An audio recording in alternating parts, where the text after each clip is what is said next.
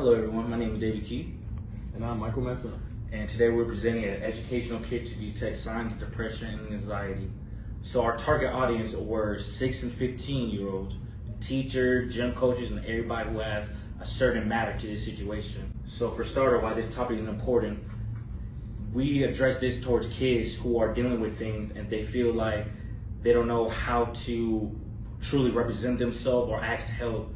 Suicide from depression and anxiety is the second leading cause of death among the age of 10 and 24.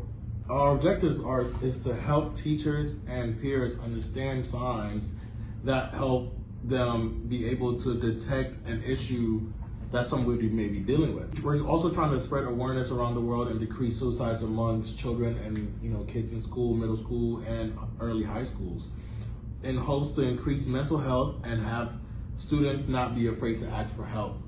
One of the biggest issues that we're spreading awareness on is genetic depression.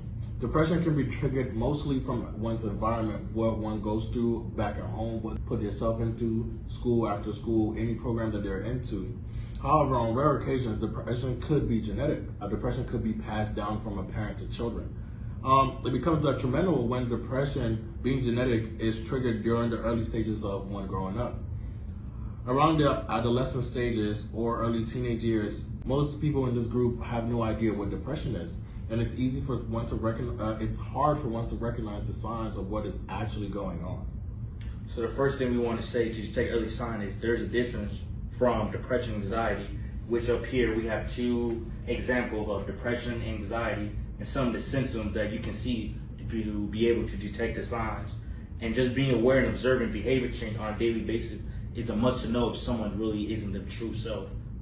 So you really got to understand the students and talk to them on a day-to-day basis just to know, so you can be able to detect these signs quicker. Some of the strategies that we are trying to use are mental health days for the kids who aren't feeling like their usual selves. We're trying to have educational kits that will spread awareness and help build a safe environment so anybody can feel alone.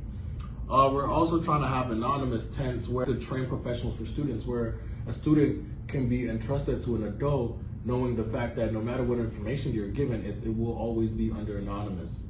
Having a curriculum for teachers so they can learn how to better help students, and while giving the teachers or coaches or adults who affect the children right word choices so that they can gain trust from the kids.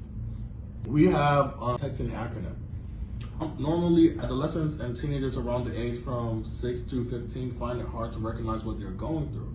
Instead of applying or researching what genetic depression or anxiety is, it's easy for one to say that whatever they're going through or whatever they're feeling is a phase. So we have came up with an acronym that would help somebody react quicker once they see the early signs. Our acronym is called STAY CALM. C is for communicate, A is for apply pressure, L is for learning, and M is for making an appointment. You want to communicate whatever is happening with the child. You want to apply pressure because it's easy for anybody to say, oh, I'm doing fine or I'm okay. And then you actually want to learn. You have to be able to know this person. You have to be able to learn how a person usually acts and recognize what is going on before you decide to apply the pressure or know what's going on.